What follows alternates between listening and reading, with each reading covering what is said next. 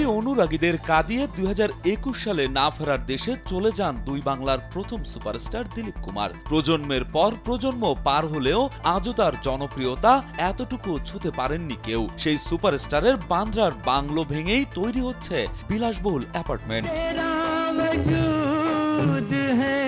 ভারতীয় গণমাধ্যমের তথ্য বলছে ওই অ্যাপার্টমেন্টের দাম 172 কোটি রুপি। বিশাল জায়গা জুড়ে তৈরি হয়েছে এই অ্যাপার্টমেন্ট। 9, 10 এবং 11 তলা জুড়ে রয়েছে ট্রিপ্লেক্স।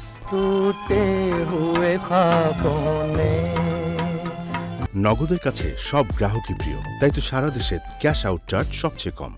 গেল বছরই অভিনেতার পলিহিলের বাংলো ভেঙে বিলাসবহুল আবাসিক নির্মাণের খবর ছড়িয়েছিল নেটপাড়ায়, যা কিনেছিল এক নামী সংস্থা, যার মোট বাজেট ছিল 900 কোটি ভারতীয় রুপি। তবে জানা যায় এই বিল্ডিং এর একটি ফ্লোর থাকবে এই সুপারস্টারের নামে, যেখানে শোভা পাবে তার ব্যবহৃত পোশাক থেকে শুরু করে তার দুর্মূল্য বেশ কিছু ছবিও। এদিকে আইনি জটিলতায় নায়কের পলিহিলস বাংলো জমি অন্য এক সংস্থার নামে বেআইনিভাবে হাতিয়ে নেওয়ার অভিযোগে মানহানির মামলা দায়ের করেছিল প্রয়াত অভিনেতার স্ত্রী সায়রা বানু। তবে সেসব জটিলতা কাটিয়ে নতুনভাবে গড়ে উঠছে এই বিলাসবহুল অ্যাপার্টমেন্ট।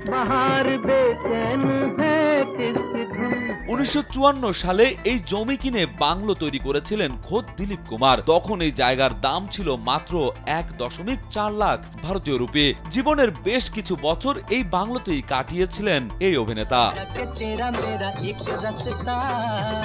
রাজু আহমেদ, কালবেলা।